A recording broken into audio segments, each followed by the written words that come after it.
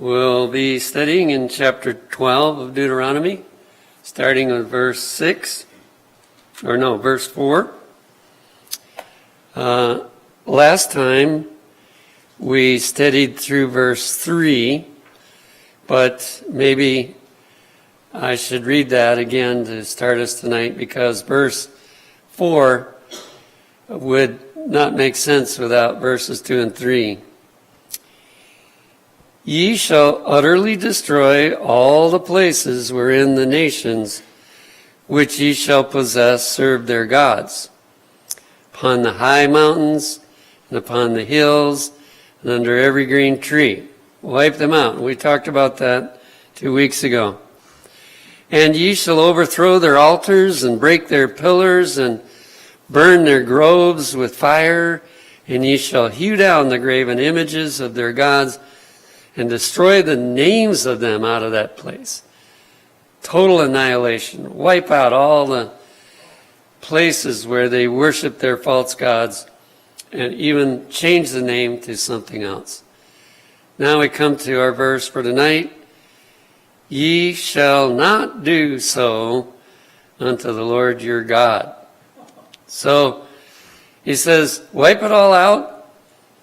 And then he says, don't you start anything like what they did. Don't serve me in the way that they did, doing the things that they did.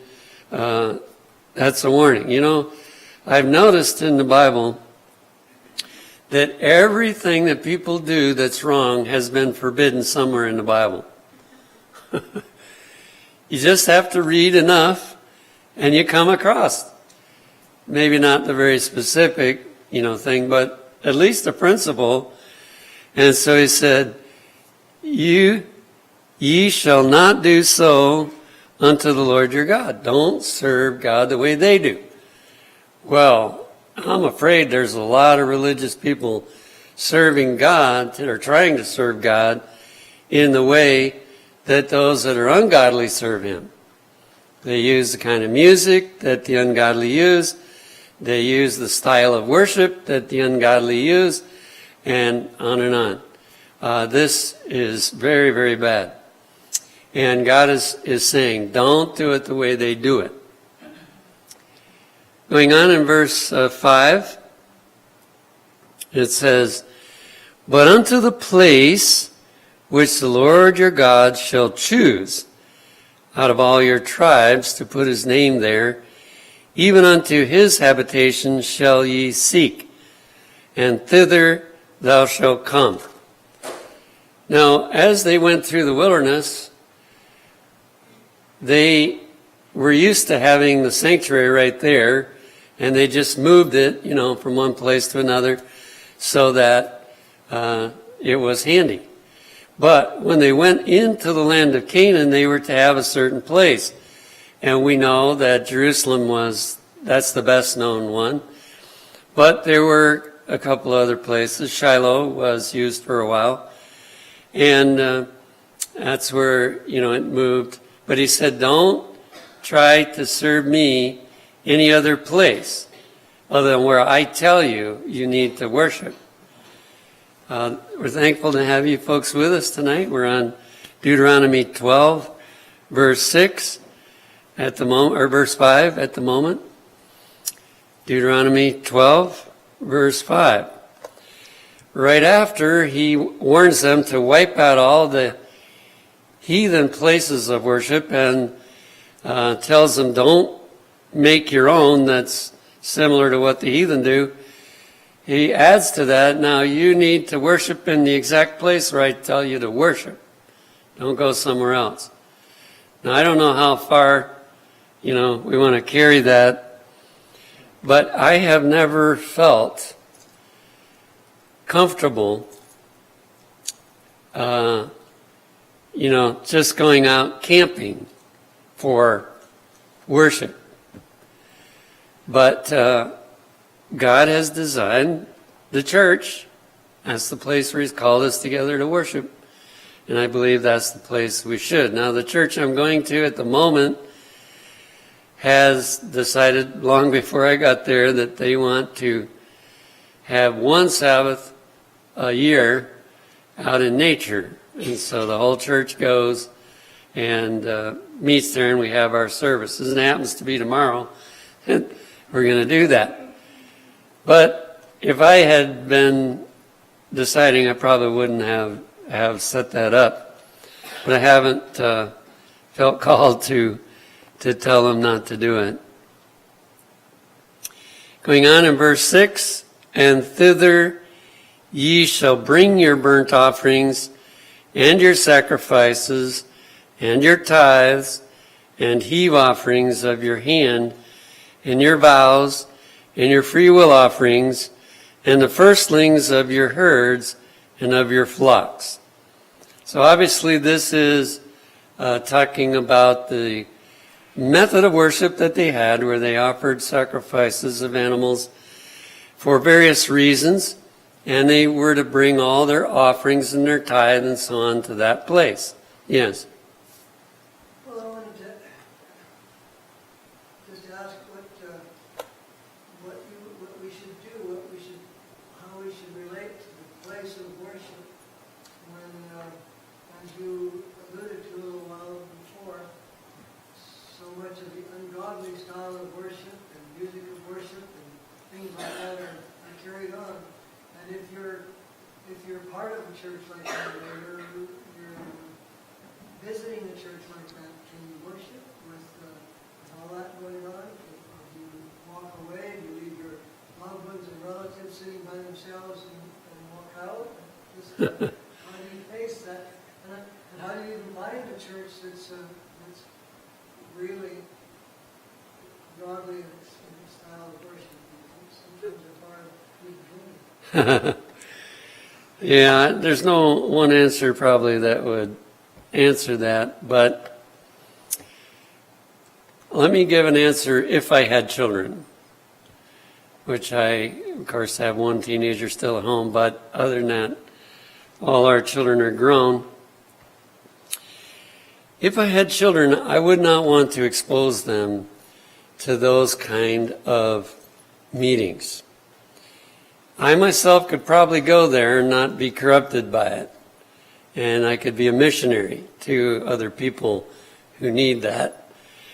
But it would be too dangerous for children. So the first step I would take is look around at whatever churches were within driving distance and see if I could find one that served God the way we're supposed to serve Him.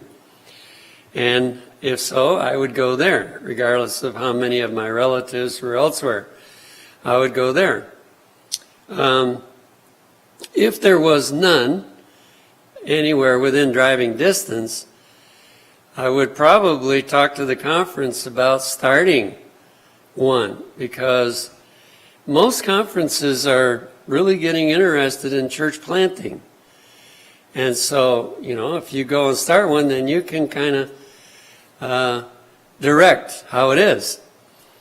And I preach at a church down in Atlanta that took a unique approach, because often today the problem is your pastor, And so they went to the conference and they said, we want to start a church in Atlanta, but we want a lay-led church.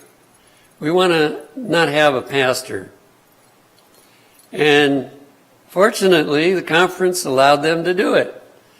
And so they have, good music and truth being spoken every Sabbath. And that's why they invited me, because they wanted the kind of truth that Wildwood presents. So that's also a possibility. And the reason why a conference might accept that is that they're having trouble financially. And so if there's a church that they don't have to send a pastor to, it saves them money. And they still get the tithe, We don't want to join the group that send their tithe elsewhere. That's not what the Lord tells us to do. So we turn in our tithe to the conference, but so that we can control the kind of service we have, we go ahead and do without a pastor. And they have about 80 people coming on Sabbath morning at their church, and quite a few more that listen because they stream it. And a lot of their people come from an hour to 2 hours away to attend that church because they like the kind of service that's there. So, there are things we can do. We don't have to be stuck with going to a place where we're uncomfortable. We saw it here a few weeks ago. Really? Yeah, the youths, I think, brought in a young man from California who was preaching President Truth right here. And people came for at least an hour away to hear it. So people really want to hear, but you run around here, you can't find the truth that you need for now. Yeah. So it's kind of hard, Yeah. Well, it's true. We, as Adventists, we love fantastic conversion experiences, and that really does draw a crowd. But there's another side to it, and that is those that don't have that kind of conversion feel like they shouldn't share what happened to them. And we're warned by Ellen White that sometimes these people with fantastic conversions, they get proud because such huge crowds come out to listen to that, and they go off course. And so that's also something we need to be aware of. Now, I pray he doesn't, because he certainly has a wonderful testimony. Here's a few comments on verse 6. Patriarchs and Prophets 352. The daily service consisted of the morning and evening burnt offering, the offering of sweet incense on the golden altar, and the special offerings for individual sins. And there were also offerings for Sabbaths, new moons, and special feasts. So when you read there in Exodus, Leviticus, some in Numbers and some in Deuteronomy, we find all kinds of services that were specified for many different reasons. The most important, and we covered this earlier, was that morning and evening service, where they offered a lamb, and on Sabbath 2 lambs, for dedication of the people to God that day. And it was done at the very time that morning worship should be taking place in our homes. And then in the evening, it took place at the time when they should have evening worship, which is not just before we fall into bed, but they had it right about sundown. If we were practicing the same thing, we of course would have morning worship before we went to work, and we would have evening worship when we came home from work before we started our own activities for the evening. And so that took care of the sins that the people didn't realize that they were committing. That provided for that.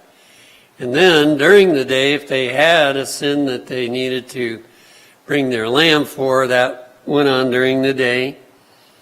And then they had special offerings where people would bring an animal and sacrifice, or they would bring money. And it refers to, Sabbaths, new moons, like the beginning of a month, they had special things. And then, of course, they had the feast days, 3 main times of feast days throughout the year. And he's basically saying, don't celebrate those things anywhere else other than where I tell you to do it. And also, maybe under that statement would be, do it the way I told you to do it, don't do it a different way.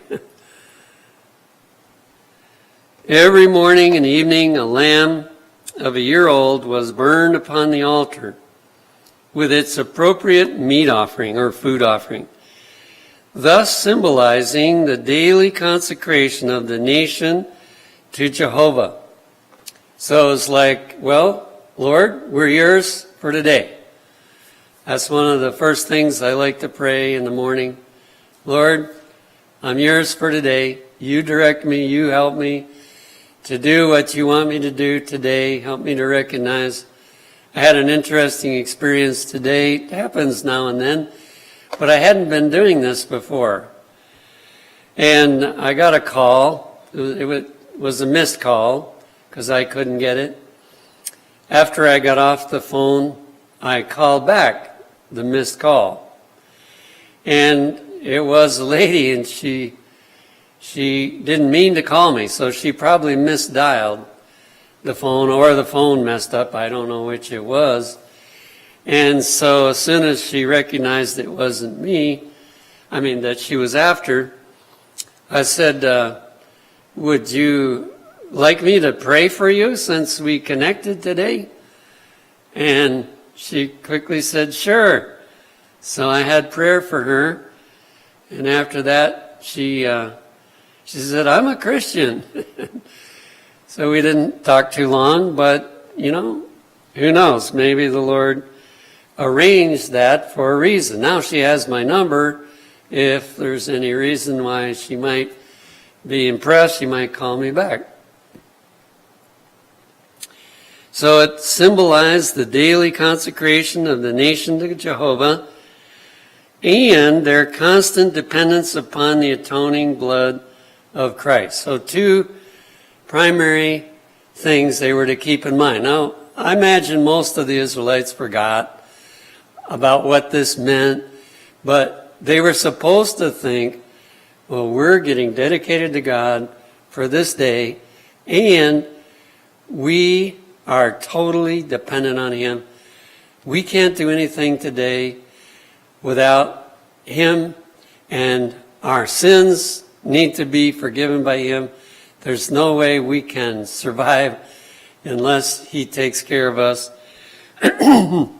Constant dependence upon the atoning blood of Christ. So, those were just some of the things that they were to make sure they did only where God said. Fourth Testimonies, page 84. Burnt offerings and sacrifices were not acceptable to God in ancient times unless the spirit was right with which the gift was offered. So if they didn't do it because they wanted to do it, because they wanted to be faithful to God and serve Him, then it was no point in doing it. Samuel said, hath the Lord as great delight in burnt offerings and sacrifices as in obeying the voice of the Lord? Behold, to obey is better than sacrifice, and to hearken than the fat of rams. Here God is making it plain. It wasn't the sacrifices He was after. It was for them to learn the lesson, why the sacrifice, and allow that to change them so that they did it out of appreciation and love for God. Now, isn't it the same today? If people come to God's house on Sabbath, but they don't have that spirit and attitude, God might say to them, why do you bother to come to church? I don't have any happiness with you just showing up at church. But if you come because you're thankful for the blessings I gave you last week, and you want to give me an offering, and you want to hear what message you're supposed to hear today, and all those things, then yes, come, because that's going to bring you in touch with me. So, all these things are still instructions for today. Now there's one that I want to spend a few minutes on, and that's free will offerings. In 2 Testimonies 5:73, God gave direction to the Israelites to assemble before him at set periods in the place which he should choose, and observe special days wherein no unnecessary work was to be done. But the time was to be devoted to a consideration of the blessings which he had bestowed upon them. One of the reasons to worship God is to remember the blessings that he's bestowed upon us. And I think that's one thing that we tend to forget. We are quite liberal with asking for blessings. We go out on the highway, we say, Lord, please protect us as we travel. If we're having a financial struggle, we pray for the Lord to help us to be able to have what we need. And at prayer meeting, we gather prayer requests. I'm thinking of changing that at my church. I told them last week, I think we need a change of the way we do things for a while. Because, you become in a rut when you do things like that over and over again and again. And so, maybe one of the changes I'm going to suggest is let's come together and present only our blessings. You can put your prayer requests in the box, and we'll pray for the ones that are in there. But we want you to verbalize your blessings. And that is something we need to do, especially after we've asked for a blessing and we got it. At these special seasons, they were to bring gifts, free will offerings, and thank offerings unto the Lord, according as he had blessed them. So they were to both offer sacrifices of their animals, and they were to give other offerings of monetary value or produce. A lot of their gifts back then was in produce. But that was a very special responsibility to give these free will offerings. Now, free will one is one that God didn't say we had to give. But we want to give it because we're thankful for it. The rest he specified. He said, you give your tithe, but the free will offering was something that we decide to give. And another one, 2 Testimonies 5:98, they were to bring tokens of their gratitude to God for his continual mercies and blessings bestowed upon them. They were to bring gifts, free will offerings, and thank offerings unto the Lord as he had blessed them. So the bigger blessing, the bigger the free will offering. That is very important. We need to think back, or whatever period of time we want, past month, what did he do for us the past month? What did he do for us the past week? Or whenever our paycheck comes. And then, if we can see blessings, to be generous with him. These offerings were varied according to the donor's estimate of the blessings which he was privileged to enjoy. So, two people might get the same blessing, but one would give a big offering, the other would give a small one, because they gave according to how thankful they were. Thus, the characters of the people were plainly developed. Those who placed a high value upon the blessings which God bestowed upon them brought offerings in accordance with this appreciation of his blessings. Those whose moral powers were stupefied and benumbed by selfishness and idolatrous love of the favors received. You see, we can get wrapped up with the gift and forget the giver. So the ones that brought a small offering, they were very glad they got the gift, but they weren't thankful to the giver for giving that. Those whose moral powers were stupefied and benumbed by selfishness and idolatrous love of the favors received, rather than inspired by fervent love for their bountiful benefactor, brought meager offerings. So they just brought a little bit.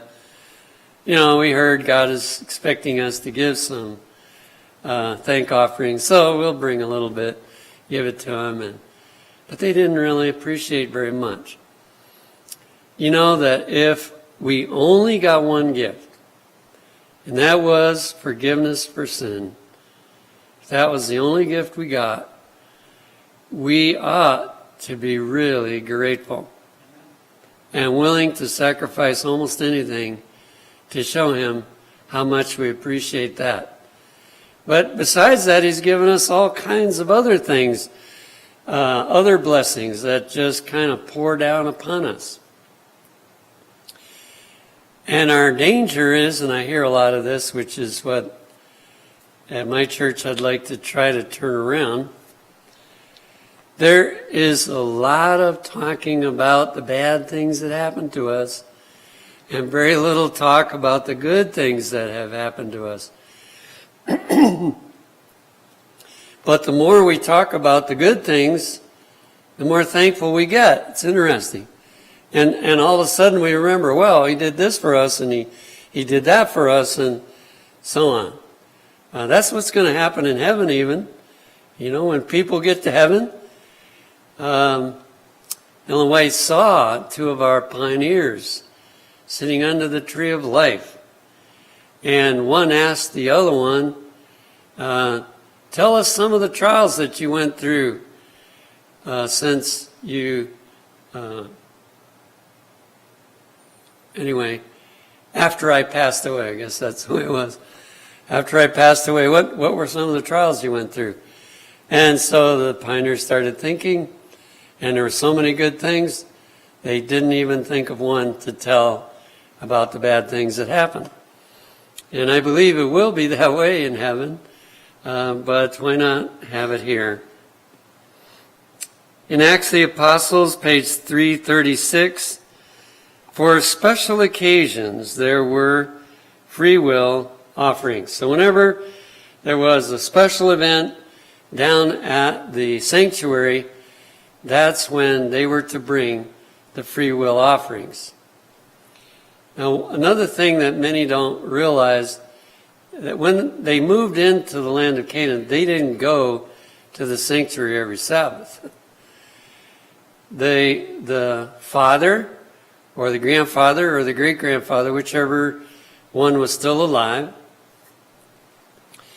held services in the home for all the ones that were there. So on the special occasions, that's when they went down to the sanctuary. And here in this chapter he's saying, make sure you go there. Don't go somewhere else. And the last one on this point, 6 Testimonies 386. Since God is the owner of all our goods, shall not gratitude to him prompt us to make free will offerings and thank offerings, thus acknowledging his ownership of soul, body, spirit, and property? Most churches have discontinued the thank offering program, but when I grew up, always they would have thank offerings that people could give. And that's probably a good practice to remind us. But we can give a thank offering whether they call it that or not. When God has given us some extra blessing, just give a thank offering to him. And this is the spirit that he wanted his people to have. Coming back to our chapter, verse 7. And there ye shall eat before the Lord your God And ye shall rejoice in all that you put your hand unto. Ye and your households, wherein the Lord thy God hath blessed thee. Now the reason it talks about eating there is that except for the one feast day, which is called Pentecost, that was just one day. But the others were 8 days, and the other 2. And then there were other special days and so on. So they would eat quite a few meals down there at the sanctuary, and he's just reminding them that, you need to rejoice at even the fact that you have food and all these other blessings with your whole family. Rejoice about all that God has done. We find this spirit in the book of Psalms. That's one of the reasons I think it's in there, is to help us get in the mood for thanksgiving and praise to God. We'll just read a couple here. Psalm 145, verses 1 through 4. David said, I will extol thee, my God, O King, and I will bless thy name forever and ever. Every day will I bless thee, and I will praise thy name forever and ever. Why? Great is the Lord, and greatly to be praised, and his greatness is unsearchable. One generation shall praise thy works to another, and shall declare thy mighty acts. So he said, that's one of our privileges, to tell the next generation all the wonderful things that our God has done for us. And new members need to have that as well, because they're not used to that kind of atmosphere when they come into the church, and they are to find groups of people that are just full of praise and thanksgiving to God. Another one from Psalm 107, verses 1 and 2. Oh, give thanks unto the Lord, for he is good, for his mercy endureth forever. Let the redeemed of the Lord say so. Are we thankful to be redeemed? Let us say so. Whom he hath redeemed from the hand of the enemy. We have no idea what Satan would do to us if we weren't in the hands of Jesus. Occasionally we see something that Satan tries to do, but we have no idea what it would be like. We should be praising God that we're not at the mercy of Satan. And then from Steps to Christ, page 103, you'll probably remember this one. It's a fairly well-known one. Let us not be always thinking of our wants and never of the benefits we receive. We do not pray any too much, but we are too sparing of giving thanks. That's our weakness. Too sparing of giving thanks. We are the constant recipients of God's mercies, and yet how little gratitude we express. How little we praise him for what he has done for us. We can't even go a second without depending on the blessings that he gives us. Anciently, the Lord bade Israel when they met together for his service, and here it refers us back to Deuteronomy 12, verse 7. That which is done for the glory of God should be done with cheerfulness, with songs of praise and thanksgiving, not with sadness and gloom. If we were to do it that way, pretty soon the sadness and gloom would disappear, because we would be focusing on the good. I was trying to help. I have several church members that have constant pain in some part of their body, and I was trying to help them, this one, understand that if you focus on something else, the pain diminishes. It might not go away, but it diminishes. And so the other day he told me, he says, I was trying this. He said, I noticed that when I'm out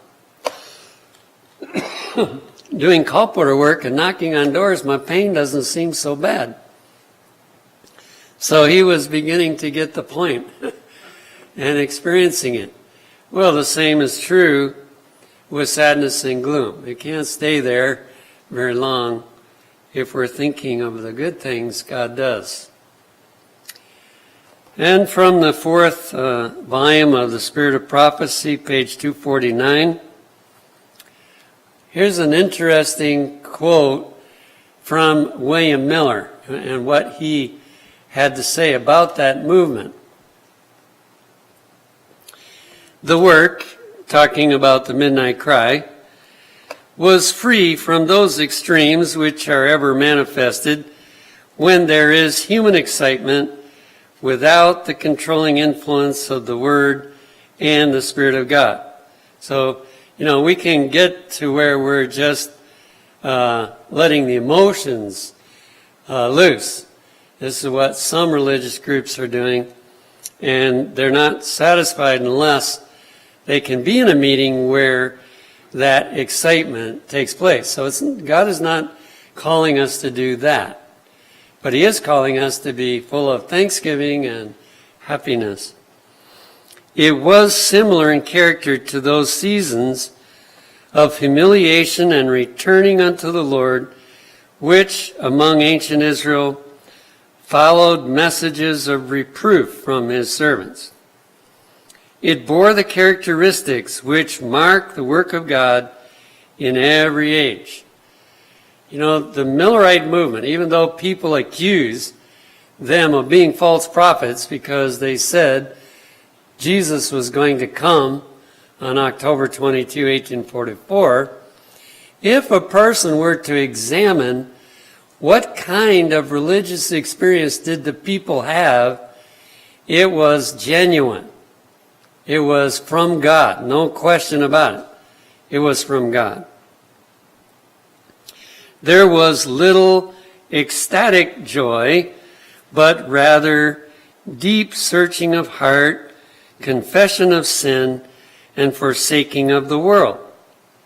A preparation to meet the Lord was the burden of agonizing spirits. There was persevering prayer and unreserved consecration to God. So, this is the kind of worship services that they had during the Millerite movement. And then here's a direct quote from William Miller. Said William Miller in describing that work, "There is no great expression of joy that is, as it were, suppressed for future occasion, when all heaven and earth will rejoice together with joy unspeakable and full of glory. There is no shouting. That too is reserved for the shout from heaven." So he said, we have happiness, but we don't have that big excitement that some want to have because we're getting ready for heaven. And when we get there, then we'll shout for joy and we won't have a problem up there. Now the next verse, we might not finish about this one, but it's a very interesting verse. Verse 8. "Ye shall not do after all the things that we do here this day."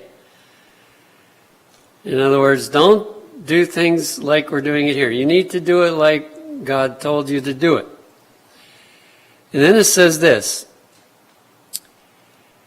"Every man whatsoever is right in his own eyes." Have you ever heard somebody say, "Well, I don't see anything wrong with that, so it's okay to do that"? You know what they're doing? What is right in their own eyes. The very thing God said don't do. He said don't do just what's right in your own eyes. Find out what's right. Today I was talking with a man who runs a business near Wildwood because Joshua's interested in getting a job there if he can. And so he knew I was a Seventh-day Adventist. He didn't know I was a minister, but I told him I was. So then he really started, talking. He was a Baptist. And he really started talking about some things. And finally, I said to him, well, there's no command in the New Testament to keep Sunday.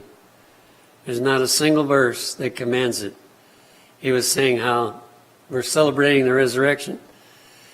I said, well, there's a command to keep the Sabbath in the Old Testament, and there are evidences of people keeping the Sabbath in the New. But I said, there would have to be a command to keep Sunday if that's what we're supposed to do. That's coming up. Yeah, but not from the Bible. So I said, he just kind of quieted down. He didn't have too much to say about it and got on to another subject. But he is doing what is right in his own eyes. He is saying, because Jesus was resurrected on Sunday, that's why we should worship on Sunday. But God warned us, don't do what's right in your own eyes. Another place where that same phrase came up is in Judges 17, verse 6. It says, in those days there was no king in Israel. They were without a king during the Judges. But here was the problem. But every man did that which was right in his own eyes. Well, if it's something that God didn't specify, that's fine. But we need to be sure. And if you heard my sermon last Friday night, look before you leap. People are not checking out what the Word of God says before they do something. That was excellent. And so we need to check. If we haven't before, if we haven't read, or even if we did read before, we better check it out because we might not remember it right, to make sure that what we're going to do is according to God's will. From pamphlet 11, page 71, I have been looking over the testimonies borne. This is Ellen White talking about looking over what she had written. The warnings given those connected with the review office who profess confidence in them. So these are people who say, I believe in the writings of Ellen White. So she was looking over some of the testimonies that she had given to them. Who have carried out the this is a question. Who have carried out the instructions which they admit the Lord has given them? Okay, they say they believe. Now, are they doing it? At the very time the most pointed testimonies were born, the very wrongs reproved were entered into more fully. She said, you were doing it before, but after I warned you not to do it, you did it all the more. Satan seemed to stand at the helm and to have the guidance himself and carried things to suit his own ideas. The church, in like manner, have not regarded the light given. Ooh. So she first talks about the Review and Herald, which has been closed now. But then she says, well, the church has the same problem. The church have professed to believe the testimonies, but have not heeded them. Why didn't they heed them? Their own ways seemed right in their own eyes. Oh, how often I have heard that argument used that, well, we don't think that God would expect that to be done, even though you read them a quotation that says they're supposed to do that, but, they don't think God is like that. They have, some of them, rent their garments, but the heart has not been rent. Wow. That's really amazing. That when the person first read the testimony or first heard the testimony from the pulpit, they said, wow, we need to change. But they didn't change. Rather than to break their hearts before God, and in their confessions open their hearts and meet the point, they walk all around it and do not touch the plague spot. Have you ever heard the saying, going around the bush? People don't want to deal with the issue, so they go around the bush talking about everything that's close to it, but not getting to the point. That's what she's saying here they're doing. They justify self, justify the course of wrong, and shield and build up themselves.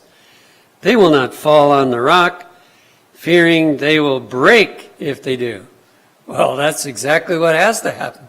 Self has to be broken to pieces.